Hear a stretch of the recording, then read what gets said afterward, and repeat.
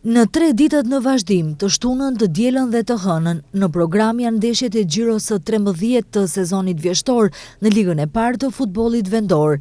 Java e 13 hapet nesër me ndeshje që zhvillohen në Kumanov dhe Strug.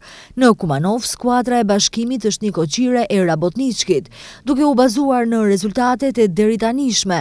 Në 12 xhirot e zhvilluara, vendasit janë favorit, kur dihet se edhe në ndeshjen e parë në Shkup dolën fitues, por megjithatë bëhet fjalë për një skuadër që ka traditë dhe përvojë të gjatë. Ndaj vendasit deri tek qëllimi mund të arrijnë me angazhim maksimal të gjithëve. Struga Trimlum është një koqire e debutuesit në elitën e futbollit, ekipin e Arsimit të Çegranit. 2 ekipe në 12 xhirot e zhvilluara kanë rezultate të mira, sidomos vendasit që aktualisht mbajnë pozitën e dytë, por edhe Arsimi nga ndeshja në ndeshje po tregon cilësi.